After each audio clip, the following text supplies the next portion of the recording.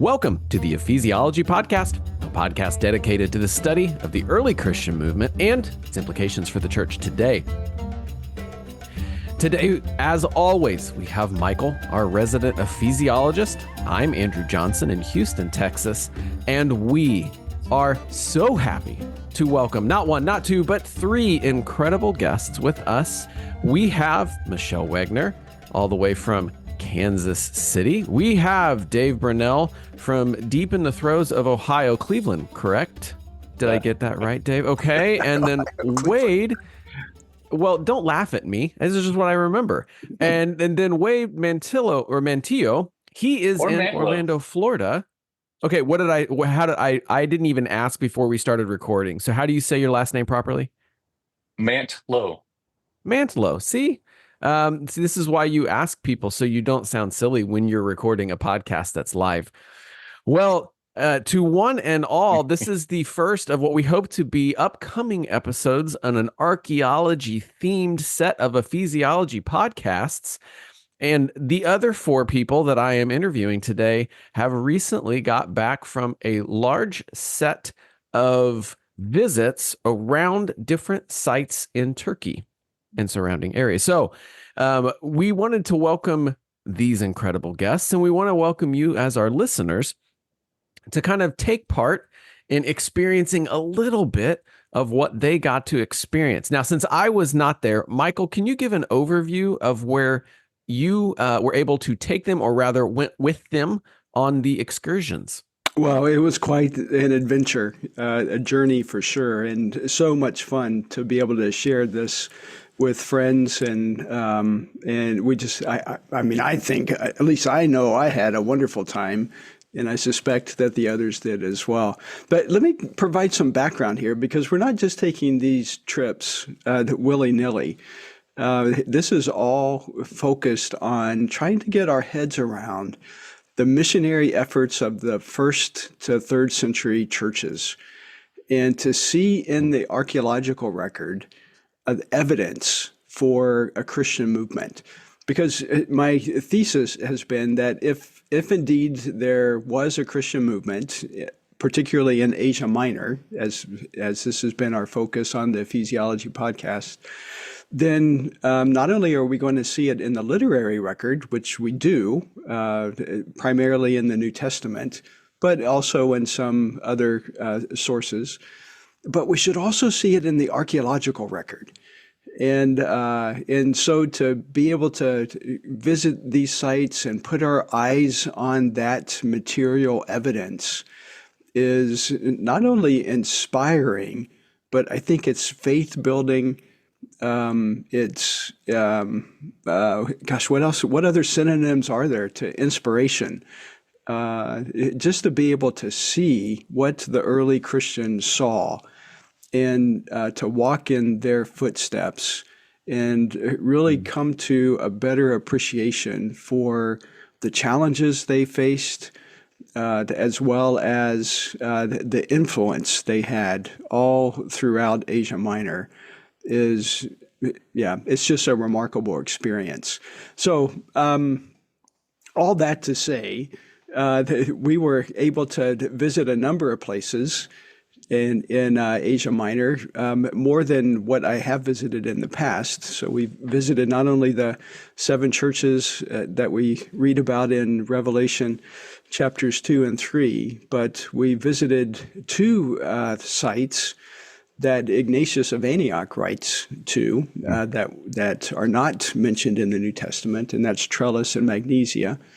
And then we visit another site of Miletus, where Paul meets with the elders, and of course, the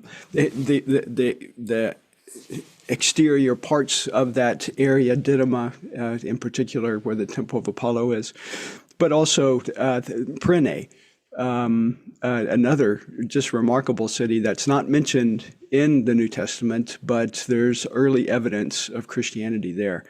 So we did a lot. In 10 days, we traveled a good part of Western Turkey, and saw many things. So I'm really excited to hear from those who went on the trip with me about what they were impressed with and what they're taking away from that adventure. Okay, so before that's a very broad scope. So, Michael, you said your goal was to kind of build passion almost, right? To inspire by express or showing people what God has done through his church in that era. So, how were you inspired? So I'll ask Wade first. Since I butchered his name, he will have the first crack. How were you inspired? Well, the thing is, there's so many things that have stood out to me. I think it's important for us to reflect that between the land of Israel and the province of Asia, so much of the New Testament is in those two contexts. And so just the opportunity to go and see, just like in Israel, how the geography actually shapes the story. Mm-hmm. And you have this long history of so many groups coming through and just trying to see, that context really makes a huge difference as we look at the text. Being able to look at some of those writings of Paul in location brings a whole new dimension to what we're reading. And I think you just get some different insights, especially when we're looking through the lens of missiology and ecclesiology. That is fantastic. I have follow-up questions, but I'm going to shelve them because I actually think the first question of inspiration is at least worth pursuing. Dave or Michelle, who wants to jump in next? What was inspiring to you? Over to you, Michelle. Okay. Just like Wade was saying, the geography was super interesting. We read about these places in the Bible, and it's hard to envision outside of like flannel graph Sunday school pictures. If you haven't been there, what these places might have looked like. And I was inspired by the beauty of almost every single place we visited. I mean, I knew nothing about Asia Minor or Turkey, honestly. And so I was very, very moved at how beautiful the landscapes were. And it was so interesting to me. My study has been around the area of beauty and how God uses beauty to draw us to himself. And at the different acropolises we visited, which are the high places, where temples were built and spiritual things happened. It was very interesting to me because almost all of them were surrounded like 360 by like incredible beauty, like valleys and hills and trees and just stunning beauty. And it just really made me think hard about like how the beauty of the land and their surroundings like prompted them to want to respond in some way, in some spiritual way. And the best they could, they knew and sensed and felt that there was something greater than themselves around them. And it was just very inspiring to me. And the juxtapositions at some of the places, where, like in Pergamum, it's in Revelations referred to like the throne of Satan or the seat of Satan. It's just very disturbing. It's almost like the enemy of our souls, like wanted to plant himself in all of those spaces. And it was very inspiring to me to go to a lot of these places, except Pergamum, and find evidences of the early church, where we found Christograms and crosses and all kinds of graffiti engraved in like the columns and on the ground. Christians were like, nope, we're claiming this back for Jesus and for his glory. So that was inspiring to me. So that was some holy graffiti. Yep. God honoring ruining of property. So that's good. That's good. They just made it better. I wouldn't say I love it. I love it. Dave, what about you? How were you inspired on this trip? Yeah, I would certainly agree with what Wade and Michelle said. For me, kind of piggybacking on what Michelle had said about the graffiti, was just the simplicity of the early church's message that Jesus is Lord, he's God, Savior. It's distilled simplicity, and that in the face of really just a culture saturated with idolatry and emperor worship, and these graffitis. The graffiti, what's the plural for that? Graffiti? Who knows? The graffiti that we saw, you began to get a feel for this kind of act of resistance. We had shared an article that it was that the idea of resistance through mimicry, and how they resisted emperor worship and just the simplicity of allegiance to Jesus as Lord, King, God. Yeah, that was inspiring. There's a lot to pull on that thread. Before I jump away, Michael, you are not just one of the co-hosts, but you are also a subject of my interview now. So, Michael, how were you inspired? Oh, you know what? That's going to take a book. Oh, come on. You're cheating. Can you at least give like a thought? No cheating. What was inspirational? I mean, all of what Wade and Michelle and Dave have shared are inspiring to me. I mean, being in the place, I just recall what William Ramsey, who was one of the early pioneers of archaeology, what he said and how important it is for us to breathe the air of the geography of the first century to get a real feel for what was happening. And that certainly was inspiring.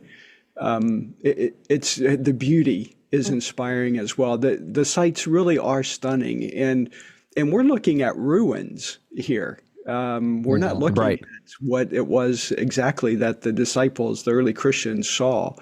And just to think about how even more stunning those sites would have been when they were not destroyed in ruins. And then the simplicity of Jesus Christ is God. I think that just comes out everywhere you go, except, as Michelle mentioned, except Pergamum. And there's a puzzle here that we're trying to solve. Because Pergamum, as Michelle said, was the seat of Satan, the throne of Satan, as Jesus describes it. And that's certainly evident when you're there. And you read inscriptions about Trajan being the Lord of the earth and the sea, and him being not only the Son of God, but a God. And you just see this polemical power struggle between the things of Christ and the things of the Roman emperors. And it comes out very plainly there. And to consider even that letter that Jesus writes to Pergamum being the only letter that references an actual person who was martyred, Antipas. And to consider, the fact that we're not seeing a lot of evidence of early Christianity there. We do have a few, two references historically about that church after the writing of the New Testament. No references to the church participating in any councils. It just really makes you wonder about how much warfare, spiritual warfare, was occurring in that place that Jesus called the throne of Satan. So yeah, all of those things I think are inspiring. But it always, of course, begs that question, Andrew, that you like to ask. So what? What does this mean to us today? And so that's what I'd love to hear from you all. What are you taking away from this trip that you see as something applicable for what you're doing today? We'll start with Michelle. Oh gosh. So many things. Pretty much every spare minute I've had since I've been home, which has not been a lot of spare minutes. Um, been kind of busy, but anyway, I have just written so much about my experience. Overall takeaways, though, I think is the resilience of the early church. Um, reading more about Antipas and how he was martyred. And yesterday I was reading about a couple other people that went to Pergamum and were martyred there. And I can't remember her name, but Michael might know. I think you might have read about them too. Two men that she was with were being martyred for their faith. And then she spoke up and said, well, I'm a follower of Jesus too. And then she was also martyred. And, being in that place and seeing and feeling that spiritual darkness and everything, it was just very inspiring to me to know that there were people over time that were confident enough in their faith and in Jesus to speak up. And I don't know, it was just very, very powerful to me. And I haven't worked it all out yet in my heart and spirit and mind, but stories like that were, of resilience were very moving to me. Yeah, and how applicable that is today, all around the world where, and even in the Western context, particularly in the United States, where Christians oftentimes feel victimized because of things that are going on politically. Right. What we see in the early church is just that resilience, the faithfulness, the continual declaration that Jesus Christ is God. I think just rings out so astonishingly in the early church, and something that we should apply today. But even thinking about the persecuted church around the world and the challenges that they face, and being able to look back at the faithfulness of those early believers as they were facing just horrible and traumatic ways to be persecuted. The people that Michelle was referencing, the testimony is that they were clawed, they were hung up and clawed, where their flesh was just ripped from their muscles, and crying in agony, but still remaining faithful to the Lord and not denying Him is just a remarkable testimony of resilience and perseverance and all of those things. Dave, how about you? What are you taking away? Yeah, I would come back to a little bit about what I shared earlier, that just the simplicity of the early church's message. It was, unencumbered. It wasn't a heaven-hell test. It was just a declaration. Jesus is the saving King. He's God. And I was staying up late last night talking with my son-in-law, and I've just been reflecting on this from Acts chapter 17, when Paul's missionary troop was in Thessalonica, and the Jews got jealous, and they basically raised this rabble, and their accusation was, these men have turned the world upside down. Who have turned the world upside down, have come here also, and Jason has received them, and they are all acting against the decrees of Caesar, saying that there is another king, Jesus. And I don't. It's not an empty it's not a hollow accusation. But I think that the early Christians understood, no, this is a matter of allegiance. We have a real king on a real throne. He's an actual person, not an imaginary, not an ethereal thing, but a real king, and he has our allegiance. That has struck me. And, some of, not prevalent, but some of the conversations that I've had about the trip, there's almost this reaction of, wow, well, boy, it's a really good thing we don't have empires and Caesars anymore, isn't it? I was again talking with my son-in-law last night. Alex, if you listen to this, thanks. No, we still have Caesars and we still have an empire. We've just domesticated them. Right. And they're a whole lot more subtle. Mm. And I think the enemy prefers it that way.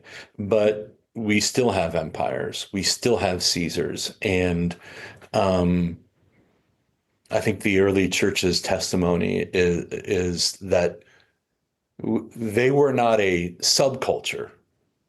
They were a counterculture. They loved radically. They were active in the places where God had them, but they were not a subculture. They were a counterculture. And I think all too often, Christianity, at least in the West, seems like it can just fit into a subculture.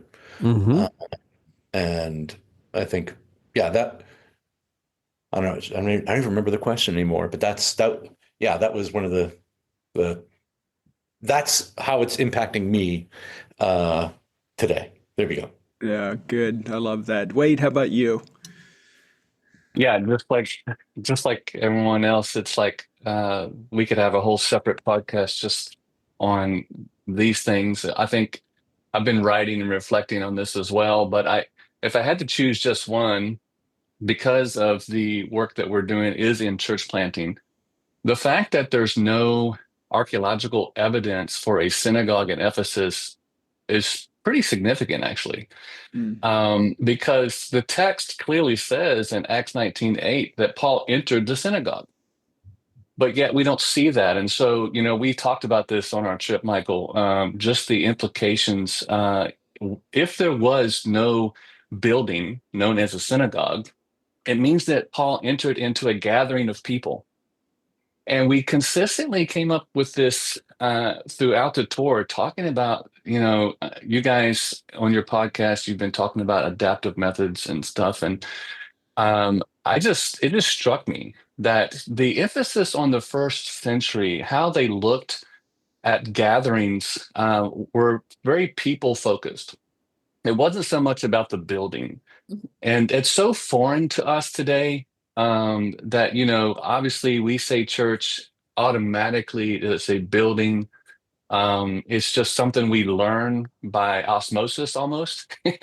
It's just kind of out there. And so it's amazing to me how much effort it takes to kind of go back and recalibrate our minds to focus on people. But yet in the first century, we see these things. And I think, Michael, you had even mentioned some research you were doing in Corinth about the possibility of the synagogue not referring to a building in that location either. And so we think about the application of that.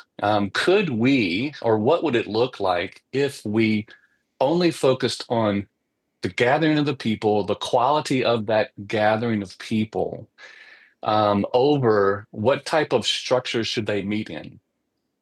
And that was just huge for me, just to kind of go, oh my goodness, he spent so much time here. Obviously, there were Jews here.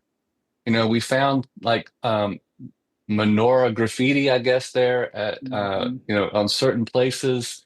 And yet they still have not found a location of where they think a synagogue building would have been. So that's very interesting. I think it has some pretty significant implications.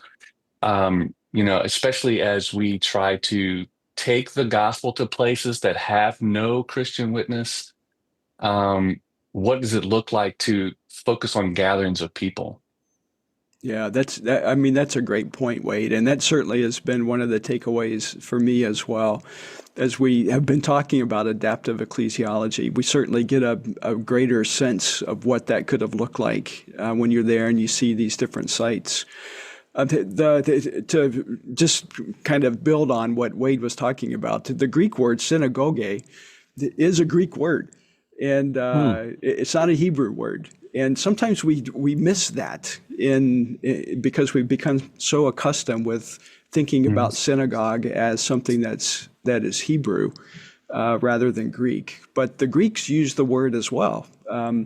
And we have a number of instances in the epigraphic record of different types of synagogues. Sometimes they were pagan places of worship, like a synagogue of Zeus, for example. Or the word was used in relationship to trade guilds. And so we have epigraphic inscriptions of the synagogue of barbers, or the synagogue of pottery workers, and so on. And so when we meet the word synagogue in the New Testament, we should be thinking about the breadth of the lexical range of the word and begin to look more at the context. And so it very well could be, like Wade had mentioned in regards to Corinth, that the synagogue was a trade guild, because that really is the context of Paul's ministry in Corinth. He goes there, he meets with Priscilla and Aquila, they're of the same trade, and he interacts with the synagogue.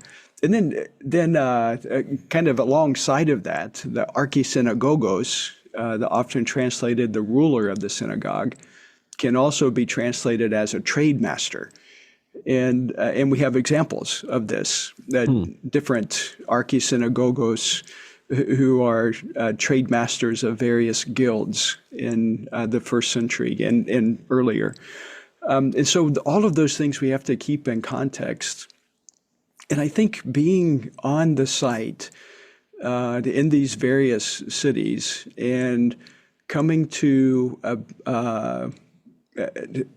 deeper questions about why are we not seeing an archaeological record of actual physical buildings called synagogues really makes us think about the significance of the early Christianity's engagement in the Jewish communities and all sorts of things. And so, I mean, it's one thing to say that there's no current evidence for the existence of synagogues in many of these cities, but it's another thing to say, well, perhaps it hasn't been discovered yet. And in the case of that's got to be a Ephesus, possibility. Yeah, absolutely. I mean, Ephesus Sure. is only 10 to 20% excavated at this point. And then, too, we have to realize that, just as we talk about house churches, we can also talk about house synagogues, that the Jews would meet in homes. And so that's certainly a possibility. And just as we have very little archaeological evidence for actual house churches, we have little evidence for house synagogues as well. But I'd love to hear more about your all's experience, particularly in Laodicea, when we did encounter what many believe to be an actual house church. And let me jump in just for a second, if you don't mind, because I think that I want to put another side to the synagogue discussion. I think it was Michelle that helped us make the connection by discovering that peacock, and I think it was at Prene up on the mountain there, and we saw a synagogue that we think could have been. It was an actual building, but it looks like that space was now being used by Christians, quite possibly. And so that's the other piece or the other side of the synagogues. We did see some buildings, but sometimes repurposed. And so that was interesting. Yeah, and in that case, that was a building in the midst of a number of houses. And so it seems apparent that it was one of those house synagogues that we were talking about. And since I wasn't there, I can jump in before you all start talking Laodicea. I do think this is a fascinating, I won't say revelation, but a continuation of what we already believe in our faith, that, what is Christian? Well, technically Christian, it's people. It's a noun, right? We love to throw it as an adjective, but what is the difference between a Jewish building and a Christian building? Well, Christians can inhabit any space, any place. We adapt, right? That's the beauty of so much of what we have talked about is that Christians come into that place, and it's the claim. What makes us Christian is that we believe that Jesus is Lord, and that's it. So the building doesn't have to be so high. It doesn't have to have X number of columns. It doesn't exist to have an altar and certain things to say, oh, now it has all the elements. It is Christian. Any building, any space, a home, large gathering, it can all be repurposed for the gathering of the people of God. And it's because of who we serve, not the look of things, that makes it Christian. Anyway, just a thought. Like I said, I wasn't there with you. Michael, you asked a really great question about Laodicea. So Michelle, I jumped in. You were about to talk. Yeah, again, the actual like geography and the structures in Laodicea were just stunning. Like the white marble columns, contrasting with the blue sky and the surroundings. I mean, it was just like visually stunning. And I don't know what percent of it is excavated, but it was huge. Like it took a couple hours, maybe like 4 hours to walk around it, and we didn't even really look at every single thing. So yeah, it was extraordinary. And I think what hit me the most there was the sizes of the house structures and the churches and things. Because when we read back, in the Bible about the church, like we picture people meeting in homes, and that perception was wrong in my head, because the homes that most people had were very, very small, can maybe fit 4 people, not 30, 40, like I had in my head, of what a house church would mean. And so, we talked about the oikos, which would mean like the gathering of the people, and Michael will be able to share this better than I will, but it was obviously larger groups of people in larger spaces. So it was just super interesting to me. Mm. Dave, Wade, thoughts on Laodicea? So yeah, I would agree, like piggyback with what Michelle said there. The one house church that they say is, a house church with the Ichthus wheel out in front, had not one but 2 apsidal halls. And yeah, would that have been a house church? Yes. Could it have accommodated 80 or 90 people? Sure. Which it kind of shatters that monolithic view of house church in the other direction as well. But that was also where the fountain to Trajan was. Yeah. Yeah. Yeah. I'll keep kind of, this is the bone that I'm chewing. With the fountain with Trajan, massive, beautiful fountain. Trajan is like what, 10 or 11 feet tall, and there is a much more diminutive character at his feet, representing the Germanic tribes, the Germans, the Dacian tribes. The Dacian tribes, much smaller and cowering, almost a footstool to him. And again, just seeing the wow, he's a pretty big deal around here. And wasn't that also where that list of church rules was, the canon for that? Yeah. Yeah, that was it. Yeah. Those were a trip, and kind of disturbing also. Okay, time out. Since I was not there, what do you refer to? What do you mean church rules? What are some of the things you were seeing? I just remember reading that women weren't allowed. And was this like the Byzantine era when it was written, I imagine. So it had been a couple 100 years, the church was up and running, and by then already, they were telling women to be quiet. And I was very surprised by that, especially in Laodicea, which seemed like a very strong group of believers. And anyway, there were way more rules than that, but there was a long list of, like, I don't know, 20, 30, right? And some of them were like women women will not approach an elder. Deacons or they weren't to go to taverns. They couldn't go. Christians couldn't go to theater. Um, and so, yeah, want to be. It was discouraging, but also want to be charitable because you don't really know what was going on in the church that they felt the rules were necessary.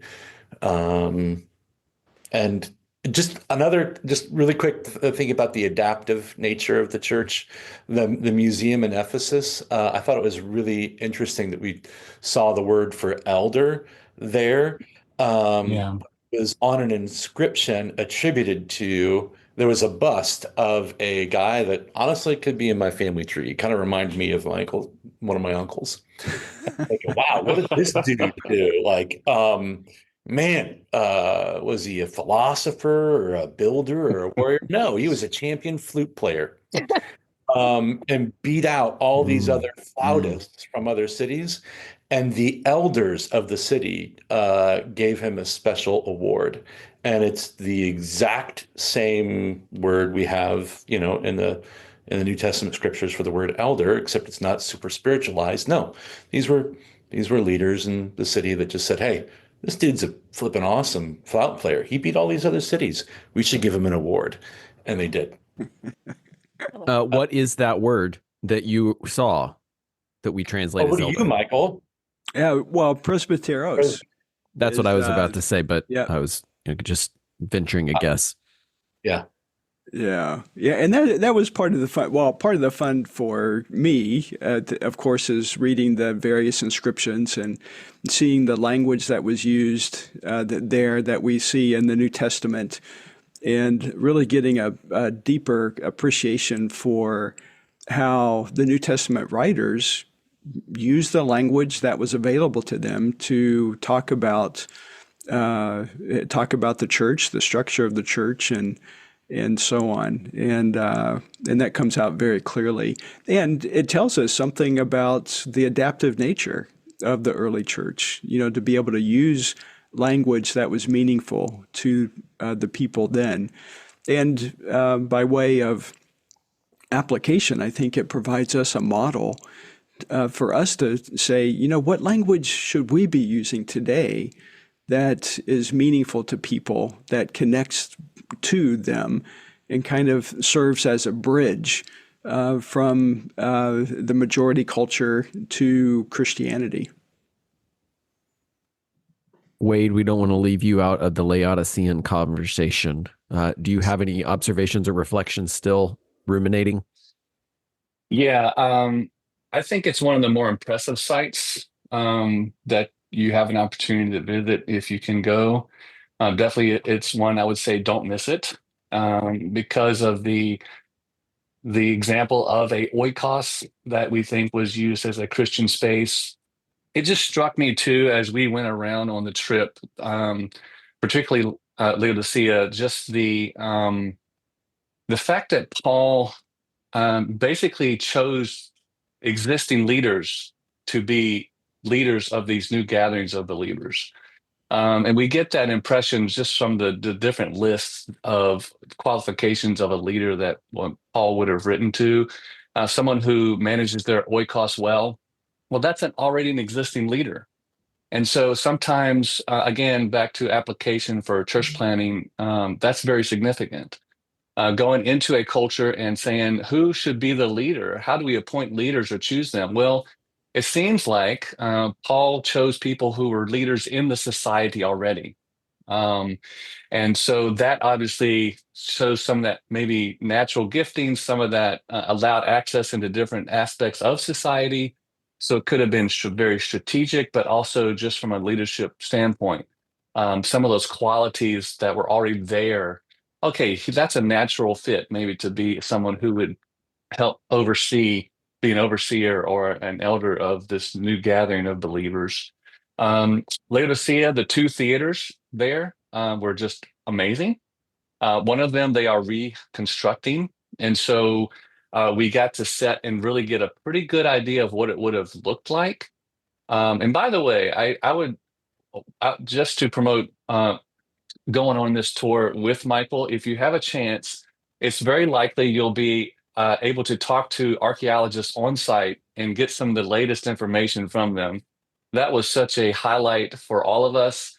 We got some backdoor access to some of these sites, including Laodicea. No And so photos. we No were, photos. No yeah, photos. no, we, No photos. we got reprimanded several times of taking illegal photos. But yeah, just incredible insights. Some of the things that they're finding. The You had mentioned, I actually took a picture of all the rules or the canons from the meeting there in 343 AD. There were actually 60, Dave, believe it or not.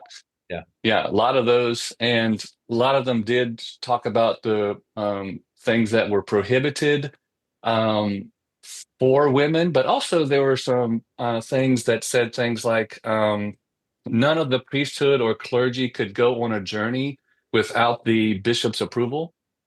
And so, again, there was just a lot of interesting things. I'm sure you could find this probably online. The other evidence my last comment would simply be again, in the market, we saw an excellent example of what's called the Tau-Rho. Is that correct pronunciation, Michael? Yeah. I can't give a good description of that. Maybe you want to help with that. But in the market, you have this very clear graffiti or symbol that someone had carved on one of the main columns that is a clear exaltation of Jesus as Lord. And not too far from that, we saw this very interesting menorah that had a cross coming out of the center candlestick. And so we had a lot of fun trying to think about, okay, what was that about? What were the implications of that whole thing? And so I don't know that we landed on a clear understanding, but pretty impressive. Obviously, Christian influence on those two examples. Yeah, and I think what is so remarkable when we think about Laodicea, at least to me, is considering how Jesus addressed that church in Revelation chapter 3. Laodicea was the church that he was ready to vomit out of his mouth because they were so complacent in their faith. And yet, what we see in the archaeological record is that they seem to have taken heed to what Jesus was telling them. And their faith was anything but complacent. If the archaeological record has a testimony to share about those early Christians. And so the fact that we have an example of a really beautiful house church with a Christogram at its doorway, the fact that even in the what's called the Western Theater that Wade was talking about, that there's evidence for Christians using that space to gather. And then the different church structures that are there that certainly are built in the 4th century and beyond. But there were at least 5 different church structures, buildings that were used for places of worship. There just testifies, and all the graffiti that Wade was mentioning, the Christogram or the menorah and cross graffiti, the Tau-Rho or the Tau-Rho symbol of the cross, all of that testifies to a vibrant Christianity in that city, and that should encourage us. I think, here was a church that Jesus saw as being apathetic, and they listened to him, and their faith was ignited, and you can see it in the archaeological record. It's also interesting to me to hear you all talk specifically on those canons and those rules that you saw. It strikes me as funny if you've heard the phrase, every rule has a name, right? Because somebody did something that they shouldn't have done. Yes. And then somebody had to make a rule because of that person. And it always strikes me, especially hearing these like, okay, if you're going to go on a journey, you've got to ask the bishop. I was like, okay, so who was the guy who thought it was a good idea, and how bad did it go that they had to make a rule for him? Exactly. That everybody else said, you can't do what he did. Right. And so, I always find that fascinating, is that sometimes what we're seeing, again, we are now looking back in history. We are looking at Right. these canons and we're going, oh, what's the spiritual significance? And it was just like, what did Michael do that they had to make a rule for him that we, absent of context, we have to try to figure out who was this church and how did they act and what were their passions, and somebody just messed up. Anyway, Yeah. strikes me as fascinating. Okay, let me turn us towards just kind of landing this plane. Why do you think others should take a trip like this in the future? It's already kind of been teased out. So, Michael, I will let you have the final word on this. So let's go, Dave, and then Wade, and then Michelle. Why do you think others should take a trip like this in the future? So it's funny. I got back and a good friend said, "Hey, while you were in Turkey, I watched this show on Amazon. It was Drive Through History, and yeah, you probably maybe you just should have stayed home and watched that. You would have saved some money." I was like, "Oh, okay, yeah." So I started watching it, but yeah, I think a lot if you have the opportunity to do it, it does certainly frame out a lot of context for you in understanding the scriptures and understanding just the cultural societal setting of the early church. I think it really can inform that. Yeah, I agree. I guess I kind of alluded to what in my opening comments. Just the geography shapes the story. Um, I The difference between watching a video on TV and actually being able to be there. Obviously, any type of video camera is going to give you a limited scope of what's in the screen. Right. But being Right. there physically, you're going to get the whole 360. You're going to, I can't overemphasize what it was like, or it's hard to express what it was like to say, okay, I read about this guy on the pages, um, but there's an inscription that has his name in it. Wow. I don't know. It's just, when you go to, the picture behind me here is the Theater of Miletus. The fact that there's an inscription for a section for God-fearers, it's like, whoa, that's really concrete. It's not just something on a page. It's not something in a video. It's like, wow, okay, real people in this location, they walked right here. They had to go up these steps just like we are. For them to go to the market and interact with people, this was the environment. And to me, that just completely adds a different layer of context to the scriptures, and helps us fill in some of those blanks that we miss when we're just reading. So yeah, extreme privilege, amazing privilege to go. If you have the chance, do go. And I do like the fact that Michael offers this opportunity to have a little bit of a smaller group where you are able to interact with some archaeologists and do some things that you normally would not be able to do if you were with a larger crowd. And so it just made it a much nicer time of interacting, discussing the text on location. And I don't think any of us will ever be able to pick up the Bible and look at it the same again. So if you do get that chance, I do recommend it. Wade, Wow. Okay. agreed. And you're sitting in the God-fearers section right now, aren't you? Yes, I am actually. So thanks for, it's just right below me here. So Yeah. That's amazing. Michelle, what about you? Yeah. I've read the Bible my entire life and believed the Bible my entire life and what it says, but being in these places just really built a stronger foundation, I think, for my faith. And like Wade said, just really feels concrete under me, I don't know, just really significant, powerful experience for me, increasing my faith even more. And it was just beautiful. And if anybody has the chance to do it, I would 100% recommend going. Yeah, well, it doesn't take much for me to get excited about being in these places. And I think, though, the most exciting thing for me is being able to share these experiences with others.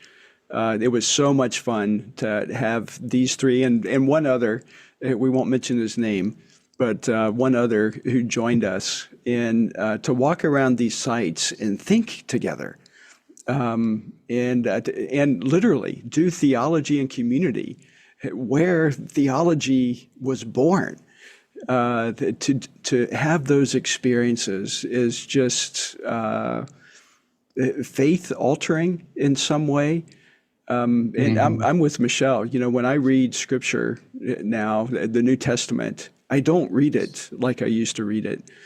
And seeing where these believers were, understanding what it was that they were challenged by, and to come back to Scripture and have that as a background is just it's a remarkable thing.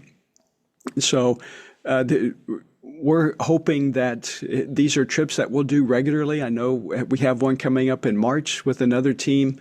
This past trip in November raised a number of more questions for me as I'm doing research for a book on missiology and archaeology. And so we'll begin to explore some of those questions. And that will take us into places where we weren't able to go on this last trip. And I'm excited about that and looking forward to it. And we're hoping to expand these opportunities as well into Greece and perhaps into Israel if things quiet down there before too long. But having these opportunities to, especially for those of us who are in ministry, who are leaders, who have been charged with teaching Scripture, to be able to have these experiences just illuminates the text so much more. And it helps us to be able to communicate, I think, much more effectively to those that we're discipling. And to help them to get a deeper appreciation for what those early believers were going through. If anybody has been sold and is super excited about even the potential of going, Michael, how would they communicate that? Where would they go?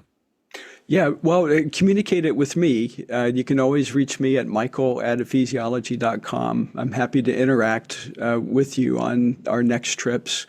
Most likely we'll do one in the fall of 2025. We have one in the spring already scheduled, but I'm sure we'll do one in the fall of 2025. And so just connect with me and I'll let you know when the dates are secured. This is incredible. Well, I want to certainly thank the three of you who don't normally appear on this podcast for sharing your time with us, your hearts, your experiences. Dave, Wade, Michelle, it's been a joy to have you.